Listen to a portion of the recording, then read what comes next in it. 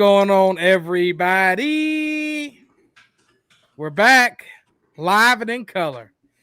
The tag team duo that is me and Rem Breezy. How you doing, Remy? How you doing today, brother? Dude, I'm living the dream. Welcome back. Welcome back to the United States of America. Thanks. Happy birthday. Gave you a big shout out last week when you were gone. I appreciate it. Yeah, I turned 32, man. Getting old. I'm now I'm now your age, so I'm feeling a little bit. We went down and we had a lot of fun. We had a few people come into town, Mike and Allison and Cutno, and a few people from around these parts, and we went to the Braves games. We went to a couple Braves games. That was fun. Went and watched Braves. They won both the games I went and watched play. Then we went to Mexico. We got Airbnb in Rocky Point, Mexico, and dude, it was so beautiful. So much fun. But it's good to be back. Thanks for asking. I appreciate the shout outs. A lot going on. You know, it's the coolest thing about it all, though. The coolest thing about the whole the whole Mexico trip was, so Sunday, we're sitting there and we're watching TV. So we're like, dang, all right, we got to figure out where we're going to watch these games, right? Mm-hmm. And, it come on at 10 a.m. out here because West Coast stuff. And I was sitting there, I was like, because we only had one game, and it was the Cardinals-Jacksonville game, and that was the local game. And that's oof. Yeah. I was like, I might as well not watch. But I was like, dude, let's see if they have Sunday ticket. And lo and behold, the damn Airbnb had Sunday ticket in Mexico. Are you serious? Yes. So we sat there and we watched all the games and stuff. I just flip back and forth like a crazy person. But yeah, man, it was pretty awesome. We watched Carolina lose, which I'm sure we'll talk a little bit about. We watched pretty much all the sports, so it was pretty neat. We were down there, we were enjoying all the kind of stuff, and we still got good cable. So dude, you had the better setup to me, dude. I was down there in Edisto, so we had Harris's little beach house cable TV. So we got the two local games. We're like, let's go to the like dive bar there in Edisto and see what the TV situation looks like. We pull in, every TV in the joint is on the Ryder Cup. I'm like, all right. You're like, we're gonna get some food and get out of here. Yeah. Not one TV on football. I was like, dude, you got to be kidding me, man. How can you have 8 TVs on the Ryder Cup? That's bad beats there, brother. Yeah, so I got to watch. Luckily, YouTube TV came out with a free weekend of NFL Red Zone. So, there you go. I got to I was on my phone just watching Red Zone the whole time. So, I got a little bit in, not as much as I would have wanted to. We got a lot. So we got a kind of a big week coming up here. Well, of course, we kind of bounce around and talk about all kind of sports. So I got an eye right now on the Braves playing the Phillies. They have a 3-game series at home. Braves are 2.5 games up. So if Braves lose, it goes to half a game because it counts for 2 when you play against each other. If they win, they go to 4.5, and the magic number's 5. So we pretty much need to go 2 out of 3 against the Phillies, and then we have the Mets to finish up the year. But some pretty big games there down the stretch. We're keeping a close eye on that. We'll kind of start with college because we're not going to stay. We're going to do more NFL this week. Braves just have to win one. Hey, man. I think so. I think the math checks out there. I think that's what I said. So if they win 2, if they go 2 out of 3 against the Phillies, it's pretty much done and dusted. And then we won't even have to play the makeup game against the Rockies in the end of the year. But we'll see. Hey, USA did dominate the Ryder Cup, though. We talked about that a little. They did. They showed up and they partied hard. But, dude, you saw them out there chugging beers and hitting 400 off the tee. Like America does, baby. Let's go. USA. But like I said, so we're gonna go into college real quick. It's gonna be kind of a quick breeze through. We're not gonna sit too long in the college. We're gonna kind of hit the high notes, and then we're going to talk a lot of NFL. It's gonna be a big NFL pod. So save your NFL questions, save your topics. for that part, and we'll kind of dive in and we'll answer your questions and anything like that. So if you have any college questions, right now is the time to get them in. We'll talk about those Dolphins in a little bit. Do we have to? Hell of a football game, but like I said, so we're gonna start with college here, and man, oh man, the Gamecocks. Hey, you know what? They didn't look great. By not look great, they were bad. They were terrible. Their offense is atrocious. They still have offensive linemen blocking air, but the defense tried. I mean, they literally kept giving us the ball in the other 40 over and over and over again. Very poor. I think a lot. So it's like they have fucked up the offensive line to the point where they have no clue what they're doing.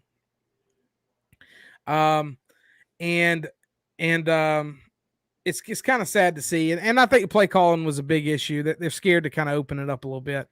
Yeah, and you kind of talk about Arkansas here. Arkansas gives me hope as a Carolina fan because what they've done in a very short turnaround is, they beat Texas A&M 20-10, and it really wasn't that close. They dominated them pretty much from the start.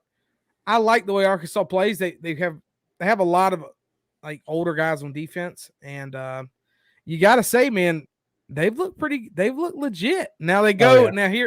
Now here's the big one. Now they're ranked 8th in the country, and they got to go at Georgia. This one is the big one. So we'll see how legit Arkansas is. And to be honest with you, dude, I'm not putting it past them to beat Georgia because what I saw from South Carolina, Georgia's just destined to drop a game. Oh yeah, I mean, and it could happen any moment. It could be this. It could be Arkansas though. I definitely think so. I wonder what the line is on that. I don't know. I don't know if I'm quite putting them as the best team in the West, but they are definitely up there. They're a contender. I mean, Alabama's still in the West. That's the issue. Is Alabama's still there? They're the second best team, I think, in the West. But yeah, so big ups to Arkansas. We kind of haven't been talking about them here recently, with the Texas win and stuff like that. But big ups to them. Big ups to the Wolfpack, who gave me my most enjoyable day. South Carolina lost, and I was a little upset about it. But more importantly, the Wolfpack beat the Clemson Tigers. And Clemson, they should have lost like 10 times in this game. I knew Clemson was going to win the game. When old buddy missed that kick, I was like, Brahim, dude, it's over. I was like, it's over. 3 in field goals. This is classic college football. The unranked team going in against the big dog can't make the clutch play when they need. The big team wins in overtime. So I'm like, here we go again. Nope, pulled it off, dude. By the way, the Braves are winning 2-0. Sorry. Don't give. Of course, I care about the Gamecocks, but I understand what we are. I know that. Yeah. I know we're not a good team. I understand we're in the very beginning stages of a rebuild. So the loss was what it was. I never really expected to beat Kentucky. To the Carolina fans out there that act like we're a better program than Kentucky, we're not. They've beat us 7 out of the last 8 years. We're not better than them. So, I know in our dream world, in our highest of highs, we would walk all over them. We're not there anymore. They have beat us 7 out of the last 8 times we've played them. They are a better football program than we are. Now, we lost that game. We looked like trash. It is what it is. I said coming into the year, I said 3 wins. I think we'll get 4, but I said 3 wins to begin the year. But Clemson losing, and this I'm a Gamecock fan, so whatever, was just so nice to sit. They're not going to be in the final. They're not going to be in it. They're not going to be in it. After we sat here for weeks and said it's irrelevant, they're going to get in. It doesn't matter. They're in. Blah, blah, blah, blah, blah. We're 4 games in, and they're out. And I'm so excited. I'm so happy. So much happier. So much happier that they lost than if we had beat Kentucky, which is bad, but Clemson just doesn't look good. And the fact that they're still ranked 25th, I mean, they're just doing it out of merit, pretty much. Quickly, Notre Dame beat the shit out of Wisconsin. I don't think Wisconsin's any good. But did you see the game? Wisconsin was winning at the beginning of the fourth They quarter. scored 31 points. 31 points for Notre Dame in the fourth quarter. That's wild. Pretty wild. Baylor's 4-0. They ended up beating Iowa State. Iowa State's a little overrated in my opinion anyway. Just nothing crazy. North Carolina's bad. The ACC is terrible. Ooh. Down horrendous. Georgia Tech beat the brakes off of them. So that's not great. Auburn almost lost to Georgia State, who's not great. Literally took a fourth quarter pick and just a lot of tomfoolery to happen. But yeah, it was kind of I wouldn't say a crazy weekend. I mean, Oklahoma should have lost to West Virginia. Oklahoma's not good. They're not the fourth best team in the country. So I don't think we have. Dude, they were booing Rattler. Yeah, well, he's not. I mean, I don't think he's that good. It turns out, it turns out, Remy, so Rattler was the number one quarterback in his class. You know, the number two quarterback was in his class? He went to the University of South Carolina. And now he's a backup at Northwestern. So it just turns out. Not just a backup. Turns out he's third string. But he started this week. That class just wasn't that good. There just wasn't a lot of good quarterbacks in the country. Let's see where we got. By the way, the Buckeyes won't be in either. Yeah, I mean, I don't know. I think I'm never sleeping on a chance for the Ohio State to sneak in the Final Four. So they could run the table and only lose one game, and they might could squeeze in it. But I don't know. I like Iowa. I think Iowa's a good football team. Penn State, I think, is a decent football team. I think Auburn's win is kind of showing that Auburn really wasn't that good. But that's how college football works, We have a lot of high-ranked teams that you don't know how good they are until they start playing these games. But it'll be interesting. I mean, Ohio State, they've run the Big Ten for so long. They might just run it again this year, so we'll see. Yeah. Yeah, he says Ohio State with no defense. Oregon proved that. Yeah, they had struggled to stop their run, which is an issue. But yeah, quickly looking at the schedule for this coming up week, we have a couple big games. We have Arkansas at Georgia. That game is it's a 9 a.m. game for me on ESPN. Let's see here. You got my BYU playing another Holy War battle against Utah State. I'm gonna keep an eye on that one. We have Cincinnati, number 7. Cincinnati playing number 9 Notre Dame at Notre Dame. How's Maryland not ranked? They're 4-0. How are they not ranked? I've watched some Maryland. I watched some of the Maryland games. They're decent. They're I'm not saying top 10. I mean top 25. They're a 4-0 team. They should be ranked higher than Clemson. I mean, Ole Miss plays Alabama. Ole Miss has a juggernaut offense. We'll see. I mean, that's one of those games where the line is 14.5 to Alabama. Now, this is the one where I don't know if Alabama covers. It's going to be tough. They struggle with quarterbacks like what Ole Miss has. They struggle with that. I think Alabama wins this game, but I think they win by like 4 or something. I don't think they're going to cover 14.5 point spread there. We have Oklahoma playing Kansas State. I just can't wait for Oklahoma to finally lose one of these games. Kentucky, undefeated Kentucky playing against Florida. We'll see if Kentucky's actually any good or if that was just, South Carolina being bad, which is probably more of the latter on that one. Yeah, that's about it. Nothing crazy going on next week. It's some good football though. Yeah, we've got some good ranked. We got some good ranked matchups. Some good ranked on ranked matchups, and even the unranked man like Rutgers versus Ohio State. That'd be a decent game. We got Baylor versus Oklahoma State, another ranked game. Penn State, LSU. Indiana. Don't sleep on Indiana in this one. Yeah. This is one of my upsets. I think Indiana could go into Penn State and win this football game. I don't think Penn State's the 4th best team in the country. LSU Auburn, that's a big both those teams are game. Pretty close. I feel like Auburn might be ranked. I don't know. Arizona State UCLA. Arizona State could beat UCLA. Fresno State Hawaii. Gotta love the Hawaii games. So in Hawaii. What time? 11 p.m. kickoff for me. So 8 late night of college football.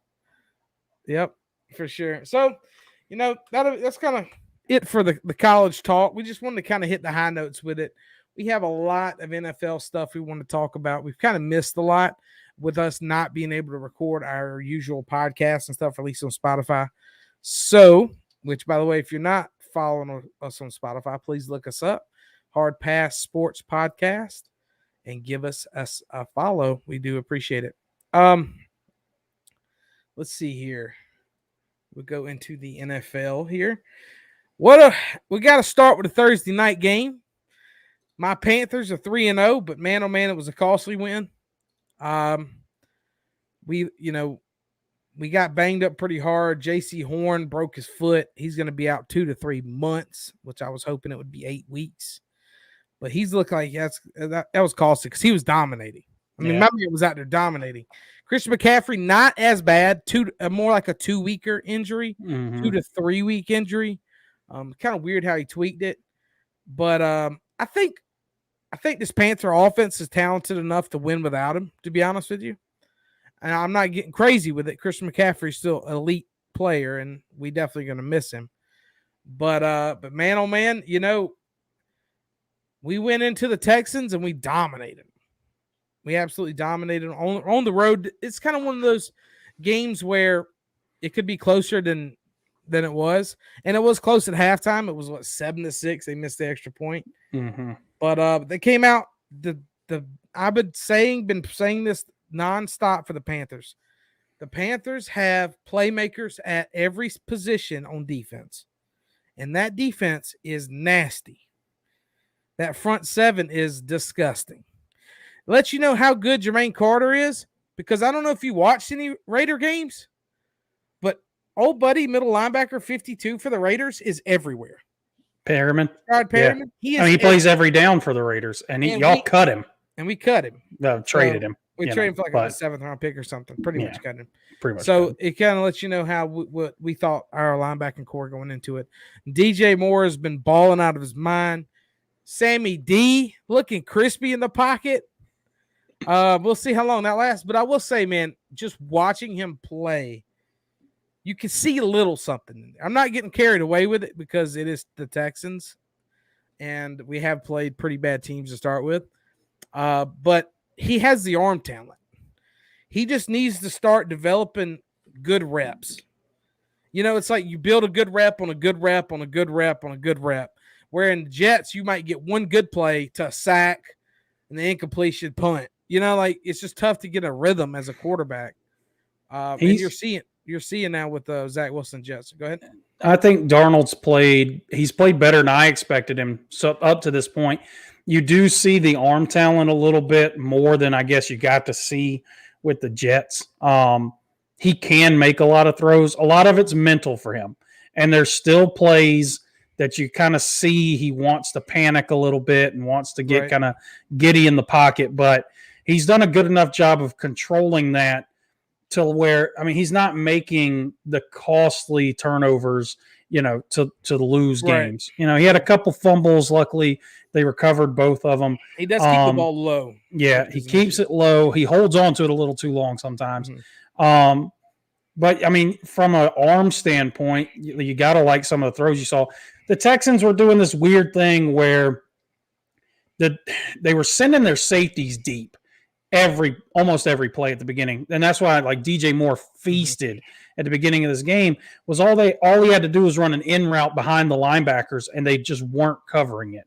And it was weird seeing a defense just not adjust to that. And because it was a lot of DJ's catches at the beginning of the game were the same route over and over and over again. And they just didn't adjust their defense until the second half to stop that. But he was squeezing it in there because it's not a easy throw. You still got to fit it in over the linebacker, not sail it. So he the arm is there. I think that he has a big time arm. Yeah, that's what people fell in love with. So gotta see about the build a good rep on a good rep. And after the game, we had a lot of injuries, so we've been kind of hyping up Tommy Tremble, the tight end out of Notre Dame, who were really high on. We drafted high. But it was weird because we also had Dan Arnold, who we went and signed, gave him good money. And he's been solid. He's not crazy. He's a decent football player. But we traded him and I think a 3rd-round pick for DJ Henderson. CJ Henderson. Yeah. CJ Henderson. What a great trade. What a great trade.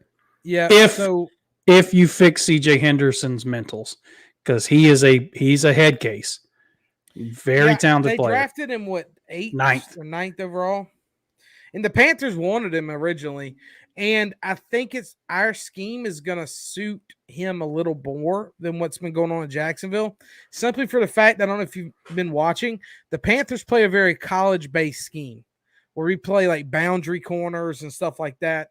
Kind of something a little different than what's normally out there. So I think maybe we'll get him right in the head. And I mean, when JC comes back, man, if he can turn out to be a decent football player, secondary. You have two top 10 draft picks at corner, So I think it's a great trade if it works out. The knocks on Henderson was the mental side of it, because there was rumors that he was just going to quit playing football before this season started. So you got to make sure you get his head right.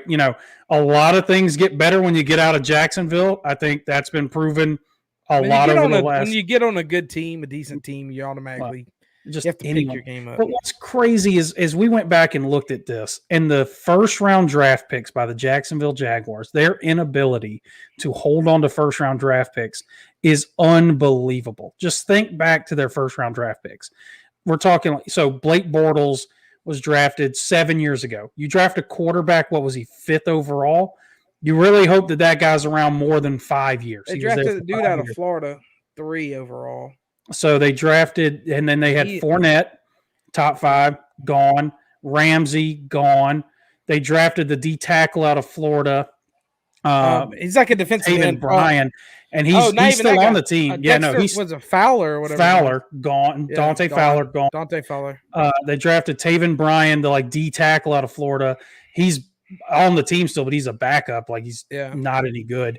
Josh Allen is still on the team. The more recent ones you think of, Josh Allen's still on the team. Mm-hmm. But from the last 7 draft classes, you wonder why that team's bad still. Yeah, I mean, because they continuously miss on these picks. Miss on the picks, or trade them away, or just don't re-sign them, and it's crazy. That's why they've been as bad as they've been for this long. They made that one surprise run to the AFC Championship. I don't think anyone really saw that coming, but that team was loaded with talent. But ever since then, it's just been miss after miss. And I don't even say misses. These players, some of these guys are good players. Ramsey's the best corner in the NFL. Mm-hmm. Fournette's a good running back. They just don't want to be in Jacksonville, so they ship them. I think Jacksonville's culture is so negative as soon as you get there that it automatically makes you a worse football player. What's your thoughts on Trevor Lawrence? It's going to be a little bit of both, but Trevor Lawrence and Zach Wilson have had a lot of issues with turnovers. A lot. I mean, for Trevor Lawrence, he was a turnover machine in college. So I think he needs to try to get that out of his system. It's kind of like Jameis. He reminds me a lot of Jameis coming out. Is he knew he was the shit. And he thought he could make every throw, and he turned the ball over a good bit in college, and just bad throws where you're like, wow, what was he even seeing there? I will say Jacksonville's pretty bad, and getting a tight end will definitely help him for sure. Getting the kind of a guy in the middle of the field, but dude, it's so hard to gauge these guys. And for Wilson, he's a jet, bro. Yeah, I mean, dude, you kind of talk about the mentality of how, all these good players end up getting requested trades or getting moved out. It's the same with the Jets. Yeah. Think about how many defensive linemen they drafted high that was good, and they're like, yeah, we just got to get rid of them. I mean, they drafted the safety for Seattle. Mm-hmm. And they ended got rid of him before his rookie contract's up. It's pretty crazy. I mean, it just shows you some of these bad teams. Why they're bad, but why they can't get out of the hole. Yep. And we're going to switch over, and we'll talk some Bears Browns here. We don't sit on this one too long. Bounce back game. Cleveland looked good, which Cleveland's a good football team, so they're going to look good. They ran the ball for 215 yards on a very good. I'm not going to say very good, on a good Bears defense. Justin Fields, I'm not. What are you supposed to do, dude?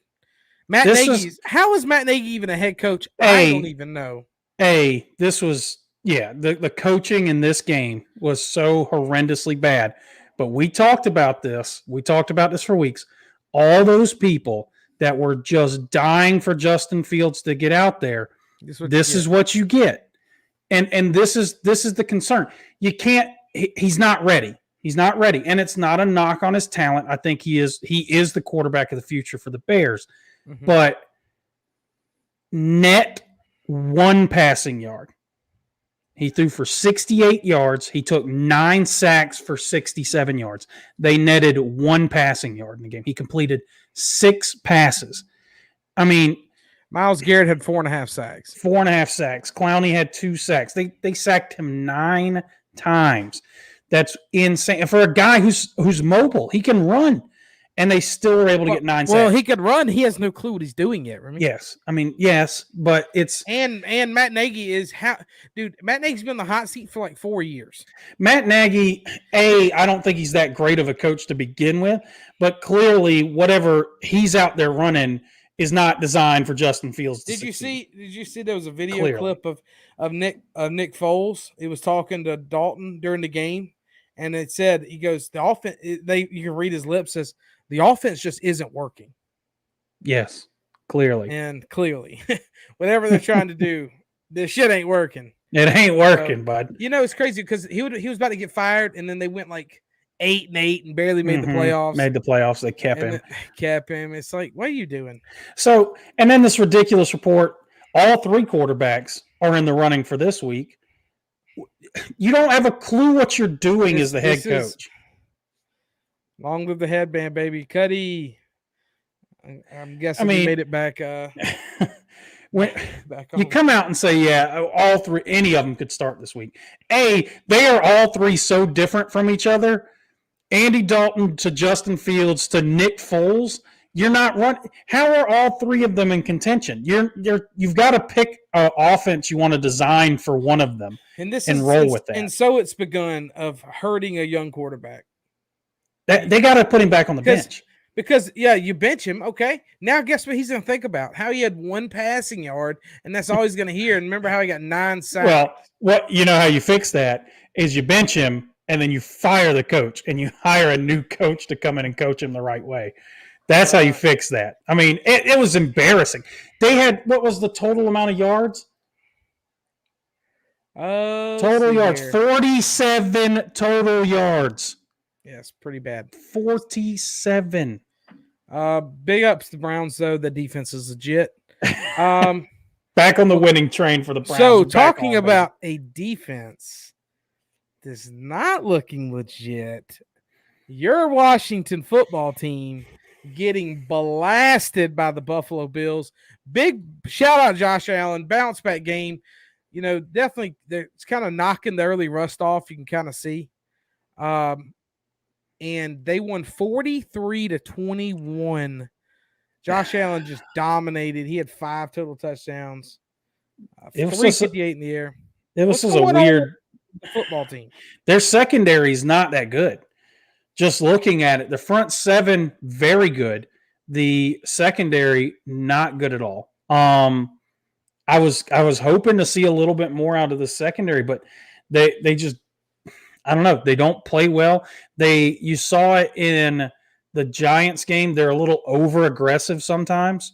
Right. With, Daniel Jones broke off 2 massive runs against them on those zone read plays because of their aggressiveness. I mean, it is a front 7 that flies around and is constantly trying to make big plays happen. So you can, I guess, take advantage of that aggressiveness to an extent. Mm-hmm. But that secondary's just got to be better. I mean, you can, like you said, Josh Allen, 358 passing yards, 4 touchdowns, no picks.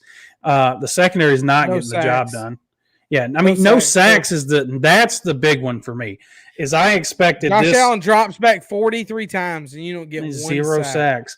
That's the big one for me because I expected this defensive line, and they showed it in spurts in the Giants game, but I expected them to be a problem with, it's kind of like all the bodies they throw out there. We'll talk about the Bucs in a little bit, how that defense is kind of regressing a little bit. Is You might have a great front seven, but if you can't stop a 5-yard out route, it don't matter. It don't matter. You're not going to get there. Yeah, you're just not going to get there. And I mean, look at Cole Beasley had 11 catches for 98 yards. So they were legitimately hiking the ball and throwing it straight to him.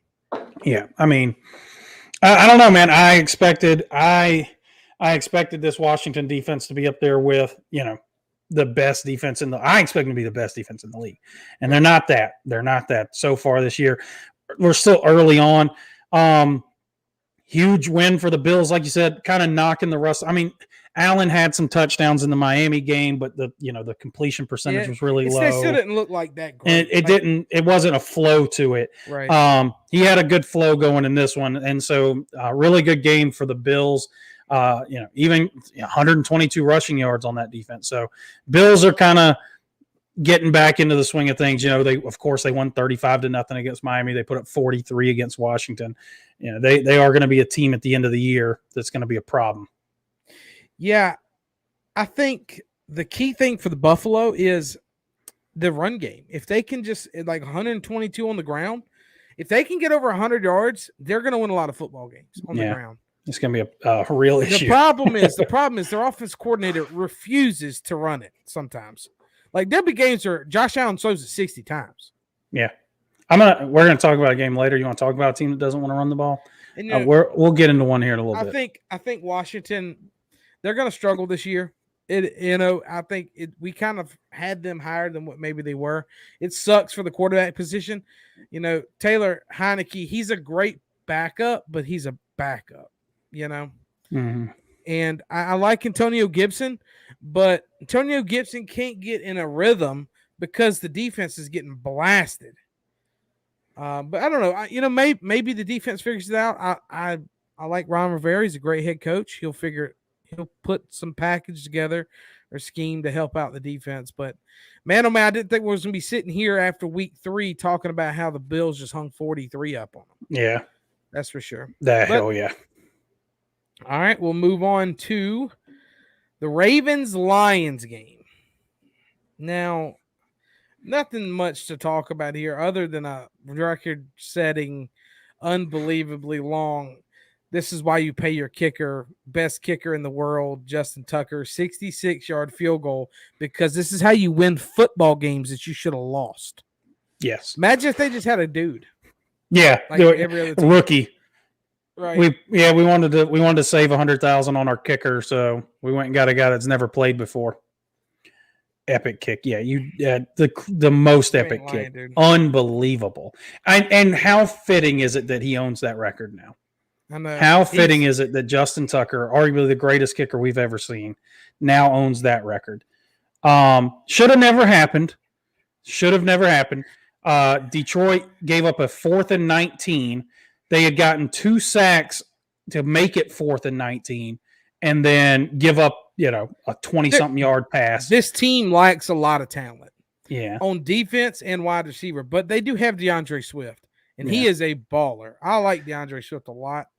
It's just tough. This is a team this is how, if the Lions are going to win games, they're going to have to win these like grindy, kind of like boring games. They're going to have to win games like this. And to have a 4th and 19 and give it up. And then the refs missed that delay of game call. Flat out, no doubt, missed it. I mean, it was 3 full seconds of that thing sitting at 0. And they missed it. And as great as the 66-yarder is, he ain't hitting from 71. This win, though, showed me why I don't believe in the Ravens all the way. Yeah, because they come out like this sometimes. Lamar has ups and he has downs. And his, he did not throw the ball great. He had 287, but he went 16-31. Got sacked 4 times. I mean, you got to go in and handle business, so they won, I guess. But I will say, I think the coaching staff for the Lions has all those guys' attention. They might be losing every game, but I think they have a good coaching staff that can maybe turn it around. They can. I did not see the halftime. Oh my God, dude! Did you hear about this? I did not. So they were, the whole thing going on with Megatron. Yeah, of course. So I think it was the owner, is the lady. She came out and was like introducing him as your new Hall of Fame wide receiver, Calvin Johnson. She was getting booed so hard. Then she immediately like, okay, we'll just let him talk. And then he got booed. And they wrapped it up in 30. They wrapped it up in 30 seconds. It was like, yep, this shit ain't good. So, well, I mean, that's what you get. That's what you get. I mean, like, he's one of the greatest of all time to walk on the field, but he's really alienated himself from that fan base. From his fan base, yeah. So, like, you think you got it hard, bro? We got to sit here and watch this year in and year out. Even when you were here, we sucked. So it's not like like as great as you were, Calvin Johnson, you never won shit. So at the end of the day, like, yeah, you were fun to watch, but you didn't bring them anything. Dude, imagine if you're a Lions fan living in Detroit, you're poo-pooing over $1 million. You could just show up and do whatever for a couple days. Do what you did on Sunday. That's all you have to do is exactly what you did. And then it's fine. But no, he wants it's son of he was never a diva. That was my player. I'd be pissed at him too. He was never. I gotta sit here and watch the Lions win one football game a year. He was never a diva like that when he played, and for it to become such a big deal afterwards is crazy to me. But I mean, it's such a petty thing. I get, I guess tough because what the Panthers did to Steve Smith was wrong, and we just flat out got rid of him, and he still had years left on him. But now he's back in the fold with the team, and now we're in good terms with him. But it's rough. For sure. Let's see here. Yeah, the crowd was booing. The owner, not Calvin. Okay. Well, I just know they should boo Calvin. They were booing. To be honest. Yeah. So let's see here. We'll go into nothing. Yeah. Epic field goal. Ravens get out of it with a win. Put that man's right leg in the Hall of Fame. Don't give him a bust. Just make his right Titans, leg. Colts, and the Colts are trending down. I was a little high on them. I was high on this defense, which his defense is still good. Carson Wentz is just trash. They supposed to have a good run game. It really hasn't happened yet. And now you're seeing on the Tennessee side of the ball, just give Derrick Henry the ball, and good things will happen. Yep. I mean, Indianapolis has run into this issue where they haven't had a break in their schedule yet. I mean, it's been tough game after tough game. I still think it's a good football team, but they've run into other really good football teams. And like we said, it all comes down to how Carson Wentz is playing. And he hasn't played as bad as he did last year, but he's still not close to. Sam Darnold's outplayed him. Oh, yeah. I mean, hell, Phillip Rivers from last season has outplayed him to this point is what he's produced. I mean, he still holds onto the ball entirely too long. He still just sits there and waits and waits and waits. And I mean, they can't get behind because, like you said, they want to run the ball. Jonathan Taylor, 6.4 yards per carry, 10 carries. 10 carries is not enough. It's not enough. I mean, I don't know. I look at a team like this, and they would thrive so much if they could develop some sort of play action based offense. I just don't get this game though, because going into the fourth quarter is like a tie ball game. Yeah. Why give up on the running game? A 1-point game. Why have Carson Wentz throw 37 times when your starting running back is averaging almost 7 yards a carry? I just don't get it. And I think Carson Wentz would play better if they developed more of a play action style offense. But they refuse, and they're going to keep losing against these really good teams. I still think they'll beat up on some bad teams. So I still think they're going to win some games. But the issue is the Eagles, if Carson Wentz keeps playing, the Eagles own that first-round pick. So where's the line? Where do you draw the line? Like, how many games do you lose before you go? Before you just bench Wentz and keep your first-round pick? Right. I don't know.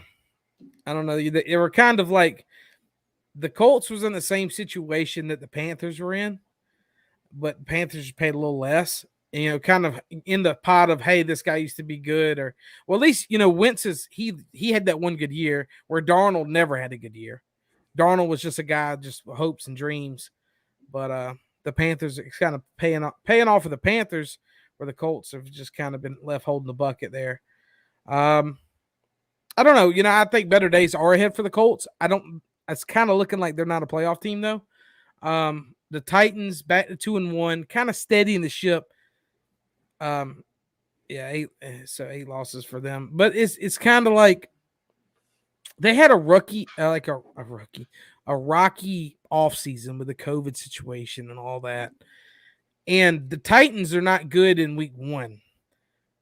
They're better in week 10 when Derrick Henry is really leaning on people. And they played against the Seahawks, who are always really good week 1.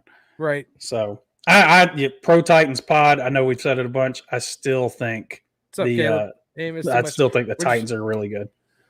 Yeah, I still think Titans are good for sure. Going into kind of an interesting game, I was pretty shocked by this game. Chargers go into the Chiefs, upsetting them 30-24. Chargers were kind of was in control from the rip. Then they went down in the third. They stormed back in the fourth quarter to win. Justin Herbert threw 4 touchdowns. Justin Herbert's a good ass quarterback. Patrick Mahomes. So Patrick Mahomes is kind of like a Lamar Jackson, to where they think that they can make every play physically possible on the football field. So they do boneheaded things sometimes. They're used to running around and throwing these crazy off-body 60-yard throws. Patrick Mahomes threw 2 picks, costly picks. If you play against the Chiefs, they're going to score. You have to try to get them in negative yardage. You have to try to turn them over. You can't, like the Browns did, was be passive and let them throw the ball all the way down the field. They're going to score. You have to give up the big plays, but you also have to create negative plays on defense. Yeah. And I think the Chargers did a good job of that. Now, did you watch the end of this game? So I did not watch the end of it. I know they went for it on 4th and 10. I'm gonna give you this breakdown because this is last year's Chargers shit that I thought we were past with the new coaching staff. They almost blew this game. So the Chargers had the ball with like a minute and some change left. Mm-hmm. Chiefs had 1 timeout. Chargers have the ball 2nd and 4. Pass play, incomplete. 3rd and 4. Pass play, incomplete. 4th and 4. Why not run the ball to make the Chiefs use a timeout? They have 1 timeout left. They go 2nd and 4 pass, 3rd and 4 pass, 4th and 4. They're in field goal range, just like a 40-something yard field goal. It's not a chip shot by any means, but it's 4th and 4. They line up to go for it. False start, 4th and 9. Now they have to go for it. They throw a deep ball, get a pass interference call. Great. Game should be over at this point. They have the ball inside the 20-yard line. Mm-hmm. Run the ball, drain the clock, kick the field goal, win the game. Nope, they throw again, and yes, they scored a touchdown. But they gave the Chiefs the ball back with 37 seconds or something like that in a timeout. Like, it was some of the worst game management I've ever seen. It paid out. They won the game, but look at what happened in the Green Bay game. They could have just ran it down to nothing, kicked a 30-yard field goal, and that's it. Game's over. But no, they kept just being like, we're going to just keep throwing it. With a minute left, it was absolutely insane that they did the way they handled it. 2nd and 4 with a minute left, and you're throwing the ball? Run the ball. Yeah. Shout out to Mike Williams. He's kind of turned his career around. He's been a baller. But, I mean, big ups to the Chargers. I mean, you go into the Chiefs and get a dub. You beat the Chiefs. You're 2-1. Like they look really good, but that's one of those ones. Had it not panned out, had they lost because of that, that's the same shit as last year. Right. They lost so many games last year due to bad just game management, clock management. I hate to see them continue that trend because I think this is a really good team. They just got to be smarter. That was insane. They just kept throwing the ball. All right. Panned out. Yeah. Big win. 4 tutties for I'm not getting all crazy for the Chiefs. They're 1-2. I think they'll be fine. They're going to win a lot of football games. The defense for the Chiefs is worrisome because they did this thing where they paid, 2 players a bunch of money and they can't afford anybody else. So everybody else is like patchwork. Yeah. So, but we'll see. I still think they'll be fine. Shout out Justin Herbert though, going on the road, throwing four tutties. That's a big time win. Big game. That's a big game for him. Let's see here. Go down. Speaking of a big game, how about the Saints bouncing back, going on the road? I've had the Saints left for dead here after what was one of the worst football games I've ever seen against Carolina. Mm-hmm. Bouncing back, going on the road and beating New England 28-13. And New England's in trouble because you can't lose to the Saints at home. You know, you're kind of looking at it. Mac Jones threw the ball 51 times. He ran the ball 6 times. What is They're leaning heavy on Mac Jones, dude. Damon Harris only had 6 rushes. James White had 1 rush. It's all Mac Jones. He struggled this game. The Saints have a good defense. They do have a good defense when it's all going. Marshawn Lattimore's back. Malcolm Jenkins, you know, they have a good front 7. So it kind of plays more into Jameis's, I'm going to throw for 128 yards and 2 touchdowns. Jameis Winston's garbage. Dude, he's on pace for 1,500 passing yards this year. It's wild. Has he broke 200? He hasn't broke 200 in the 3 games. They ran the ball out with Alvin Kamara. Alvin Kamara is a stud. But,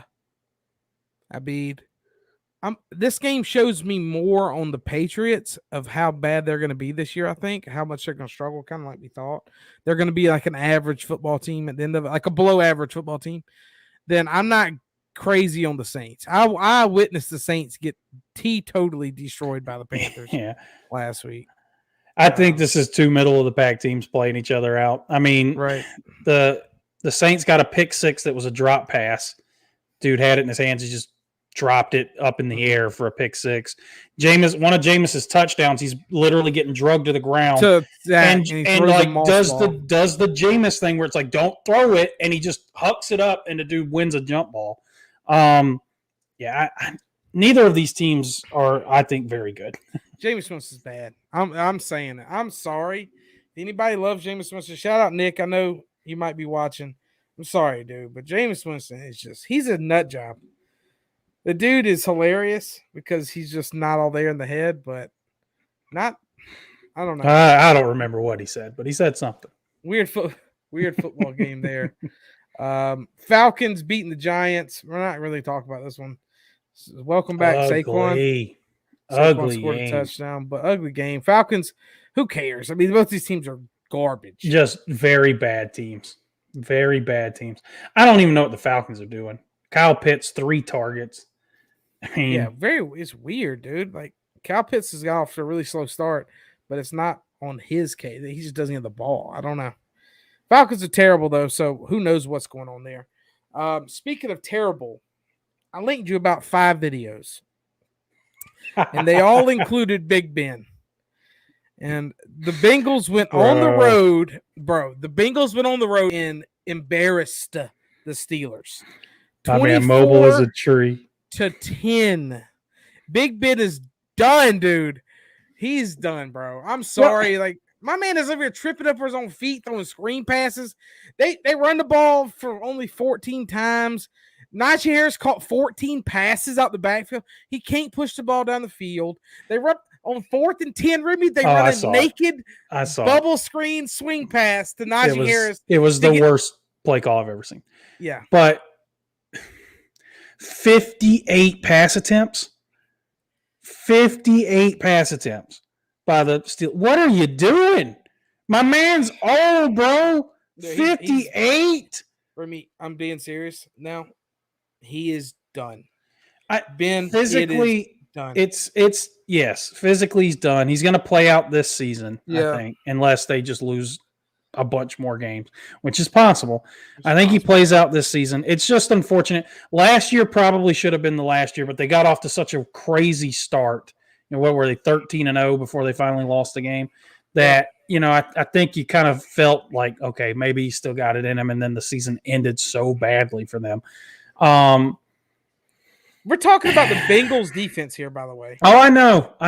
It was bad. And they went on the road. Bengals didn't have to do anything on offense, really.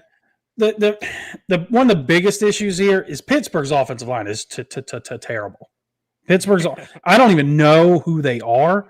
I tried looking at some of these. I don't know who any of their offensive linemen are. To be honest with you, it's a bad look. But that one where where Ben just falls down. Open field. Shout out. He's just walking and just done. Doesn't trip over his own feet. Doesn't kick the dirt. Just fell down. Real quick, Matt, on that question, C.J. Henderson, Panthers playoff team. I think the Panthers should be a playoff team without him. But if whatever he gives us is a plus at this point. It's huge with the JC injury. Yeah, huge. You can just plug him in to play that. But going back to the Bengals, Jamar Chase, he's a good football player. Turns out he opened his eyes in the regular season, whereas he had them closed in the preseason. Yeah. Joe Burrow had a good game, threw one bad pick, but 14 of 18. They didn't have to do anything in this game. Just look at this. They literally just showed up. 14 for 18 versus 38 for 58. And they lose 24-10. I mean, run the ball, Pittsburgh. Bro, you drafted Najee Harris in the first round. I know it's the entire NFL almost is to this point. But it's wild to me, dude. You drafted Najee in the first round, 14 carries to Ben's 58 pass attempts. That's wild. He's a 39-year-old man. We were pretty bullish on the Steelers, too. We thought maybe Big Ben had one more year left on him. It's one of those things where you never know when Father Time's coming. It's just wild to me that they just don't run the ball. I don't know if Jacksonville got robbed. And what and how? Question mark. How did Jacksonville get robbed? So we're going to talk about that game. I don't know if you watched it. It was the only game we had there for a little bit we were watching. And people got to stop trying to kick these fucking field goals that are stupid long. 68. I watched it. I'm like, bro, 68? 68? In all fairness, if you gave me one kicker in the NFL right now and said you got one guy you think can kick at 68, I would have said Prater. But what hurt Prater was that he was kicking on grass versus Tucker kicking in a dome. I mean, he might have been good from 66. It wasn't good from 68. It was a 109-yard touchdown. We kind of talked about the trade earlier, Caleb. Not robbed on the trade. Yeah. Yes. I guess, for them, I think that they know that he's not going to work out there. They've been shopping him for a while now. Yeah, I mean, like his name's most of the offseason. Most of the offseason. So, but I think it's a great get for the Panthers. I really do. I think if they can fix his mentals, then everything will be straight. Going back to the game, this is the game where the Cardinals traveled across. They knew they were playing Jacksonville. They came out really sluggish. AJ Green had a big game. They threw the ball for a lot. They kind of pulled away late against Jacksonville, but I don't know. It's just another one of these football games. It's just Jacksonville being a bad team is what it comes down to. I mean, they get the 109-yard return for a touchdown. Still, I mean, they had the momentum right there. That was huge momentum, and they did nothing with it. They had 31-19. Cardinals, good. Jacksonville, bad. 31-19 final. Yep, there you go. I like that. Okay, Broncos 26, Jets nothing. Shout out to the Broncos. We kind of had them in that thing where we thought they was gonna have a bad year, but we also said they had the skill position players to be good. They have the defensive side of the ball to be good. We just got to see what Teddy's doing. And Teddy, if you don't put him in a situation where he's got to win you the football game, he's a good quarterback. And Jesus, the Jets are terrible. But I mean, we knew that. Dude, could you imagine? All right, I know you got it bad right now, Dolphins, whatever. Could you imagine being a Jets fan? Like, for real? No. I would stop watching football. I would literally stop watching football. As a Dolphins fan, this is the only thing that makes me happy. Is how bad they are. Dude, they're terrible. It's the only thing that brings me joy in life. They're so bad. They're so bad it's sad, dude. I mean, and it's been historically too. Like, they've won as many AFC East championships as the Oilers, who were in the AFCs for, I think, 8 years. I mean, it's bad. And it sucks. Could you imagine just being a New York football fan? Right now? Down horrendous. Down real bad. Like, down real bad. 0-6. 0-6 and not looking good. There's no, I mean. Like, you can't jump ship to be a fan of the other one. Flipping. You're not coming to the game rocking a Daniel Jones and then hiding the Zach Wilson underneath. All right, that ain't happening. So we got a couple more here in the NFL. So I'm gonna let you run away with this one. Now I gotta talk. I tried to call you during the game. I don't know if you saw it. You probably didn't get the call. I'm gonna talk to you a little bit about it. Resilience is what I'll say about the Dolphins going on the road at Vegas. Vegas ended up winning this one 31-28. Remy, go at it. I don't know if I'd call it resilience as much as just luck, to be honest. Miami jumped out to a 14-0 lead right off the bat. Pick six, massive break off. We get another great field position on I think they went for it on fourth down and missed it. Uh-huh. We had great field position. We break off a 30-yard touchdown run. 14-0. Boom, boom, boom. Great start. And then one of the worst plays I've ever seen in which we completed a pass for a safety. In the end zone for a safety. I don't know. I can't tell you, though, if I've ever seen that. I don't think that was the original read. Like, I went back and watched it a couple times. I would hope not. I would hope not. I think he looked at the safety. Waddle didn't move. The snap went and Waddle went. He didn't do it. He didn't do anything. He stood still, turned and looked at him.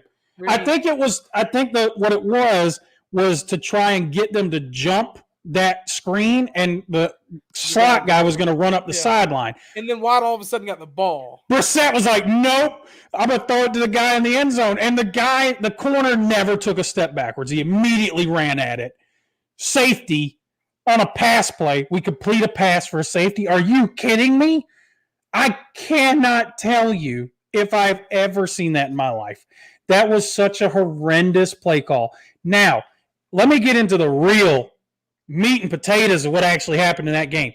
Jacoby Brissett threw the ball 49 times. We had 215 passing yards, and most of that came in the last possession of the fourth quarter and overtime. We had 112 catches, 58 yards. 58 yards on 12 catches for one of the fastest guys I've ever seen play the wide receiver position. Yeah. Our offensive coordinators, because there's two of them, are jokes. Yeah. What is this offensive game plan?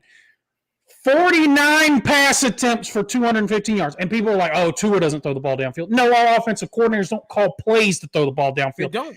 The average depth of route for Jalen Waddle this season has been 4 yards. That's crazy. His routes are 4-yard routes. He's running drag routes every route or bubble screens.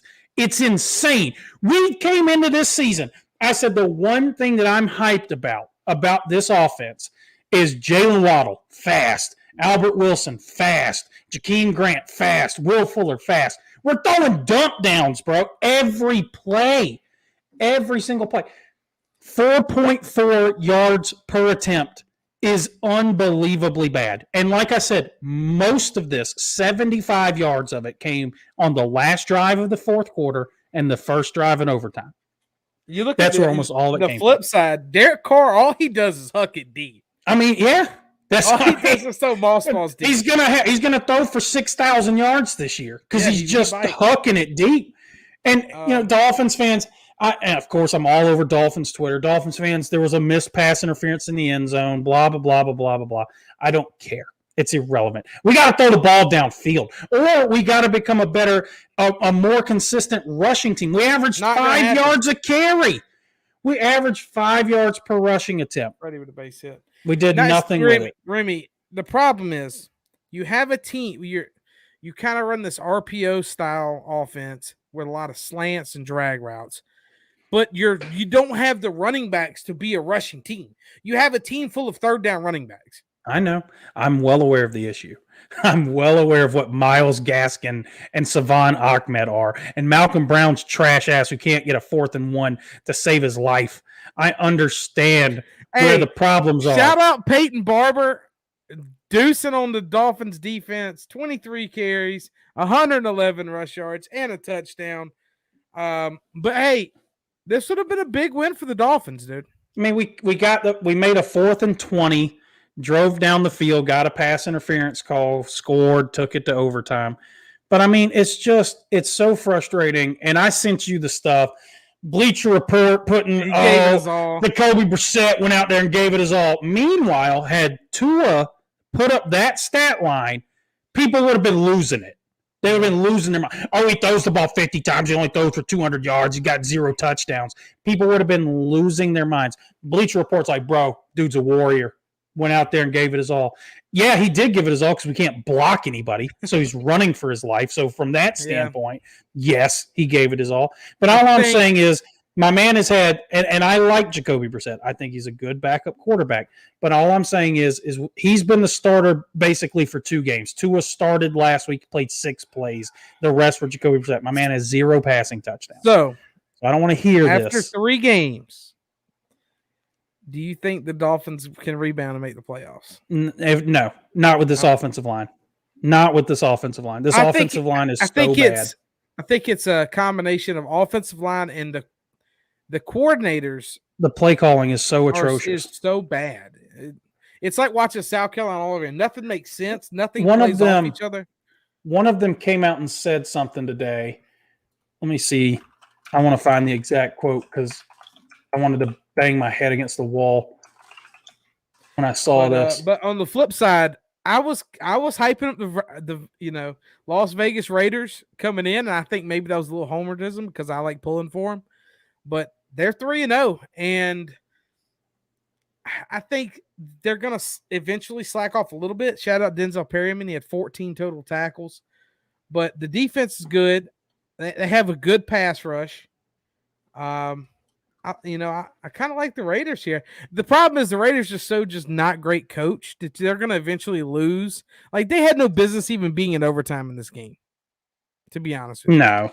I mean, the Raiders, I think, are ahead of schedule from what we thought they were going to be coming into the season. I think the pieces are there for them to be a good team. I do think, like you said, they can't play like this and win a lot, like against really good teams. Like I said, Miami right now is not in a good place. So if they play like this against the top tier,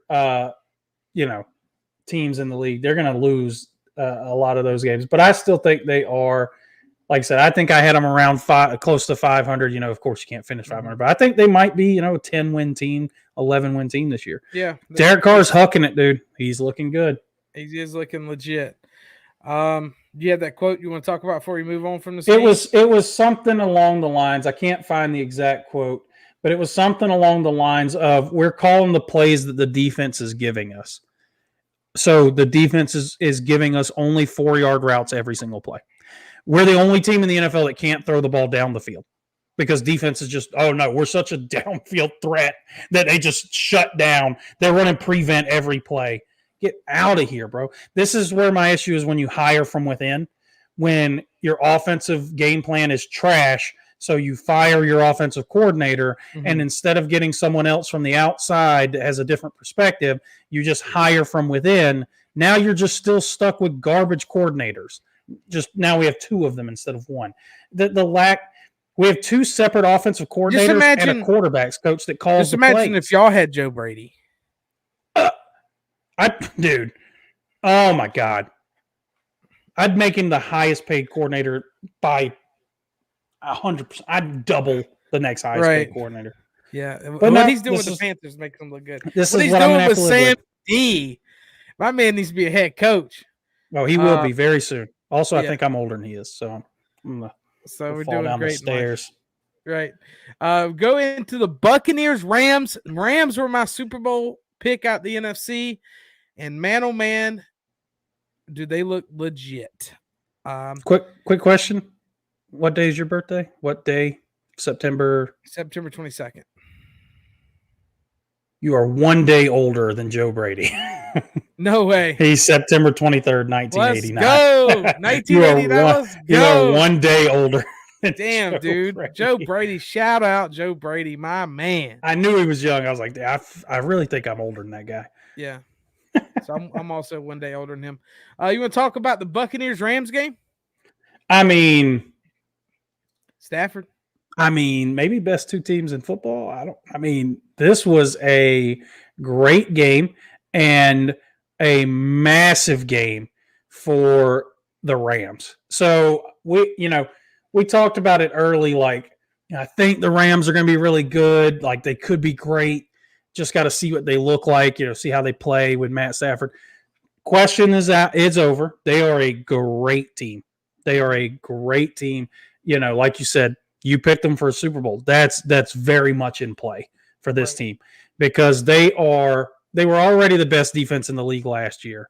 And now they have what they were missing with Jared Goff is the ability to strike at any moment on offense. Any moment this offense can go yard.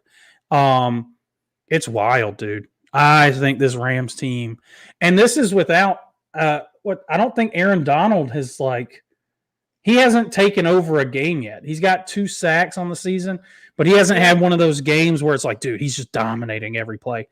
Have you ever seen a player score so many backpedal touchdowns ever as Deshaun Jackson has in his career? So this is a little known fact. Not a lot of people know this about Deshaun Jackson, but he has like this it's a magical ability to go invisible until he's 50 yards downfield, and then he becomes visible again. And by then it's too late. He's just wide open. I have never seen somebody that defenses just forget about so many times. And he's been doing it for so long, and he's still so fast.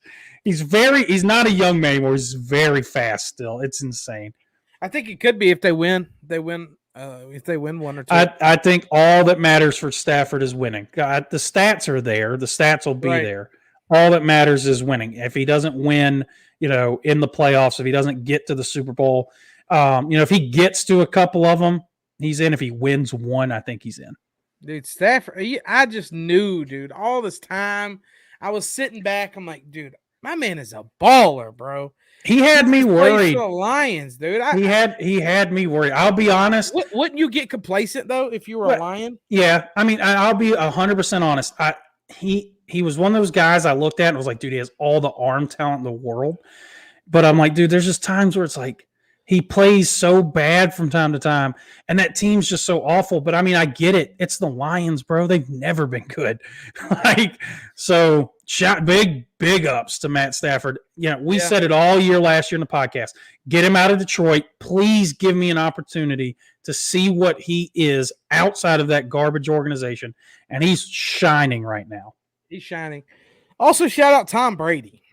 Yeah. Because my man is ageless, bro. Like, Michael looked at me and goes, dude, I think he could play till he's 50. He talked about it. He said he might. Dude, he's 5 years older than Ben Roethlisberger. If Ben Roethlisberger came to stand up. Against a good Rams defense, 432 yards. Mm-hmm. A great Rams defense. 432. It's unbelievable what he's still able to do. Yeah, I think these two teams will meet again in the playoffs. Oh yeah, NFC Championship game. I think NFC Championship game. What a championship game. Unless something drastic happens, it's going to be NFC Championship game. I saw a stat that blew my mind the other day. Did you know that Tom Brady has thrown more touchdowns since he turned 35 years old than Joe Montana threw for his entire career? I just don't understand how people don't say that he's not the GOAT. He's bad. He's trash. He's garbage. I hate him. Stop winning football games. Retire. Go spend time with your family, you old man. Jesus Christ. You hate your kids that much? Go away. Dude, his home life must be terrible. Go away. Just freaking I'd rather get demolished by 300-pound men than stay at home with you. And we're going to this next. We have a couple more to get in before we get out of here for the night. Great game, by the way. For any of those that didn't watch, Rams-Bucks, great game. And here we go with the Seattle Seahawks. Seattle goes to the Vikings, who haven't won a football game yet, and lays an egg.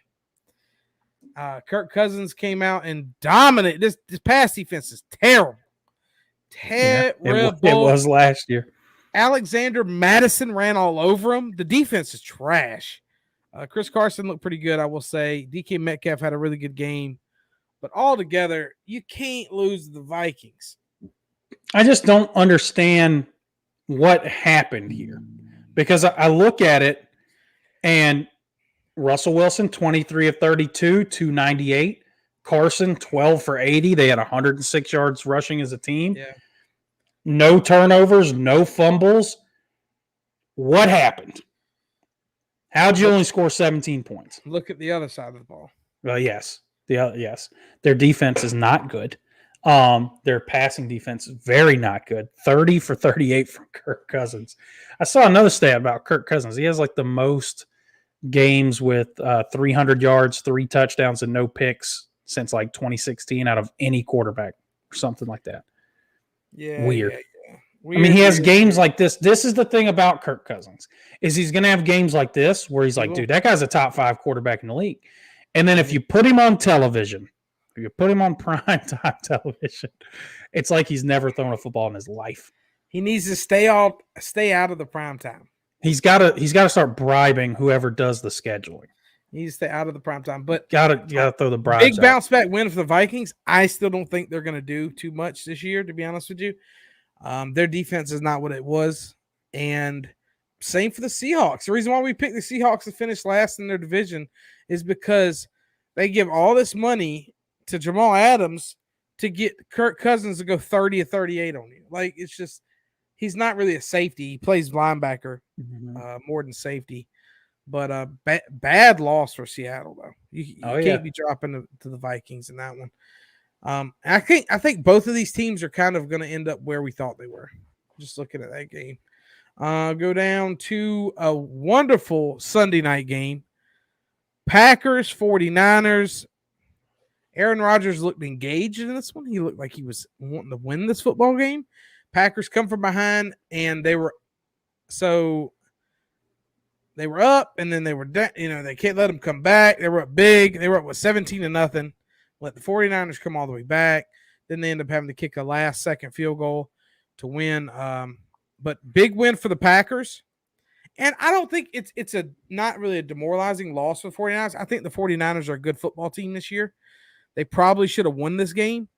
Shout out to Devontae Adams. He won his route tree. They showed he won like every route possible on the field. With a concussion. Yeah. I mean, he's knocked unconscious. He got knocked unconscious. They let him back in the game. Well, they had to, or they would have lost. Didn't the NFL didn't we hire people for this? Didn't we hire independent concussion people for this? It's crazy. You look back at it and it's like, damn, the Packers won this game, but this is the reason why the 49ers will never win that next step. And it's because I just think Jimmy Garoppolo can't beat some of the bigger quarterbacks, like head to head. And it didn't have the terrible game. He did everything he needed to win this game. It's just, listen, the 49ers, who were already decimated in the secondary, Josh Norman has to go out coughing up blood. He had to go to a hospital. Secondary just is not, they're coached well, but the players aren't there to match that. And so, 37 seconds left. Give Aaron Rodgers the ball. It's too much time. Dude. People do this fucking prevent defense shit. It's insane to me. It's crazy because I sit there and think about it. I'm like, all right, so how many times did you stop Aaron Rodgers on this day? Yeah, yes. But you give him the ball with 30 seconds left and you let him get 60 yards on you? And you just play back and leave these zones wide open? I don't get it, man. I just don't get it. I don't understand defenses when it comes to this. But everybody in the world saw it. We're like, 30 seconds left, they're about to kick a field goal. Here he comes. But how? Yep. How is that a thing? For me, though, and because you brought it up right off the bat, Aaron Rodgers is so infuriating to me because it's clear what he did week one. Oh, he threw that game hard. Bro. Because if he wants to, he can look like this every week. He did it all last year. If he doesn't want to, he'll look like one of the worst football players we've ever seen. The fact that he literally threw week one, literally did, because he did not care. He had zero desire to win that game. And what ended up happening was people came out and started talking shit. Oh, Aaron Rodgers looks so bad. Oh, blah, blah, blah. And he's like, oh, shit, I guess I got to play good again. And now he's dominating everyone. So it's like, dude, come on. What was that week one? Get out of here. Yeah. But, hey. Yeah, I don't know.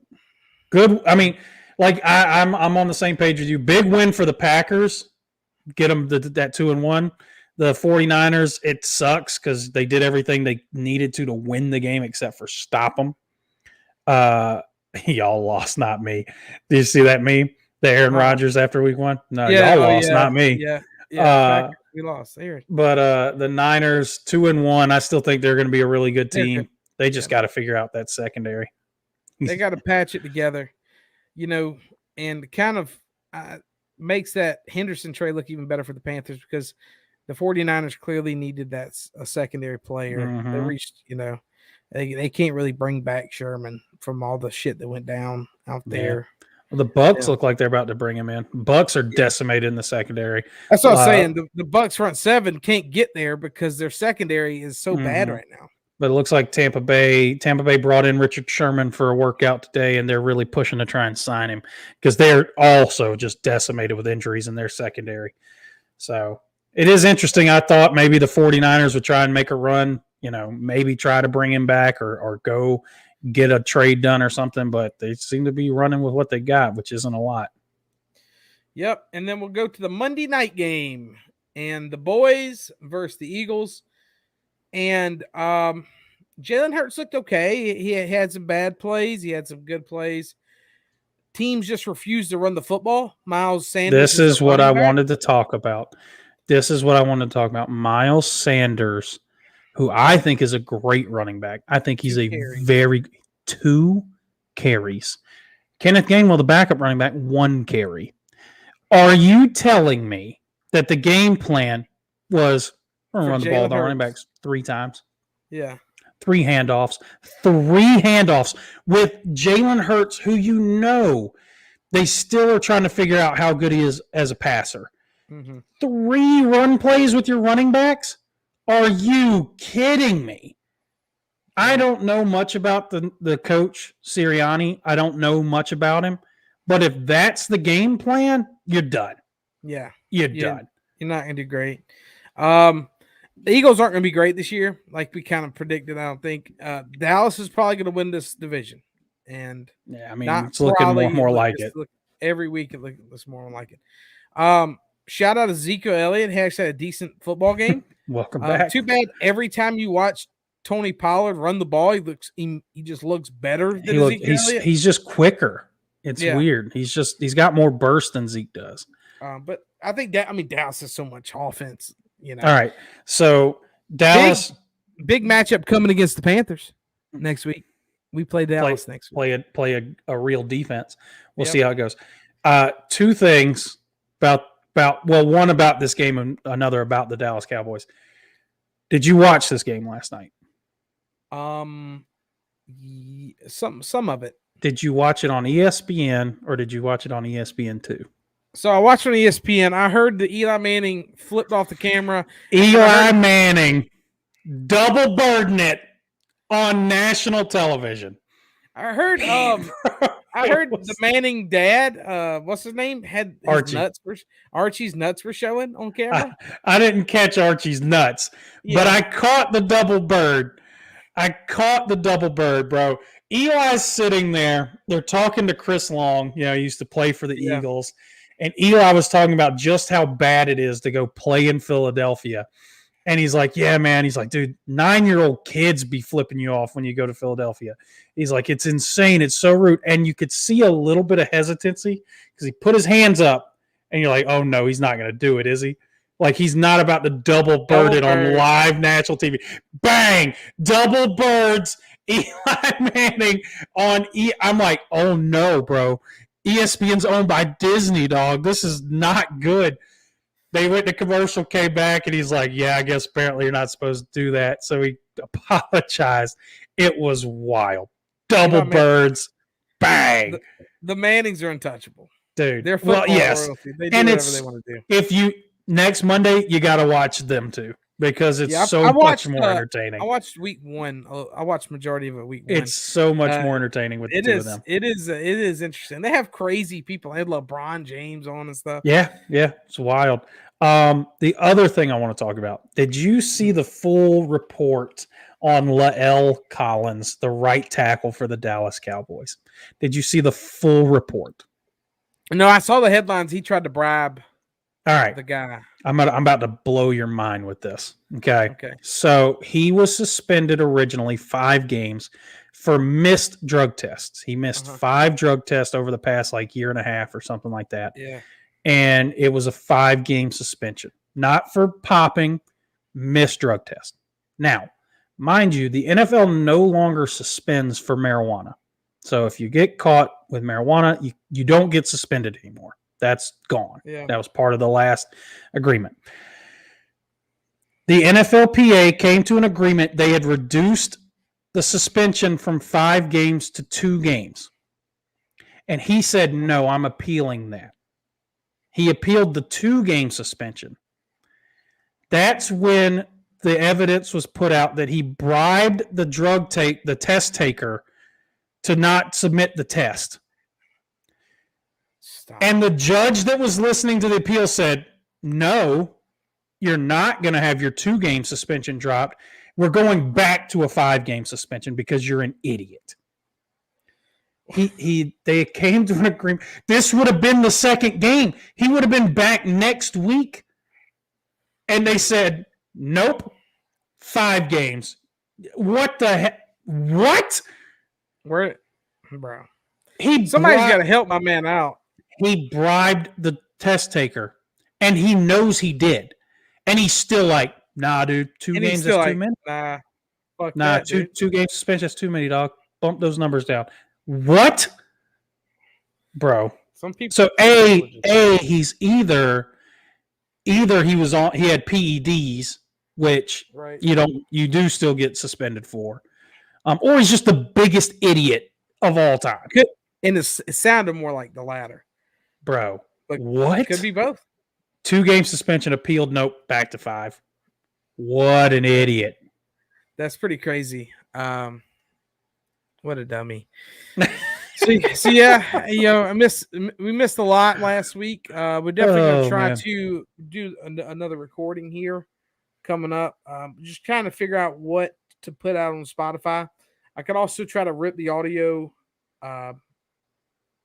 from this and throw it up on Spotify to give somebody some stuff to listen to for the people who don't tune in live and stuff like that.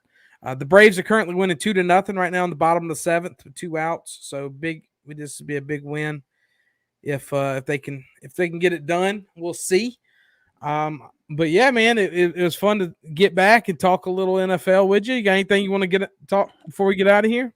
Big shout out to Wes Wood. I tried to get him in on the live last week and had some technical difficulties. Couldn't figure out how to get him in here. I did not submit our pick'ems for last week because I was unable to get them from you while you were enjoying your time outside of the United States. But Wes, however, did submit his picks. I did not post anything official online. But I will go ahead and tell you that my boy Wes Wood went 14-2 in Shout his out picks. Wes Wood. Massive. Wes, I owe you dinner one night, bud. I'll go ahead and give you the dub on that one. What a wild week for you in pick'ems. I mean, it's no 15-1, but it's pretty good. I mean, yeah, exactly. My boy Terry with the shout out last week going 15-1.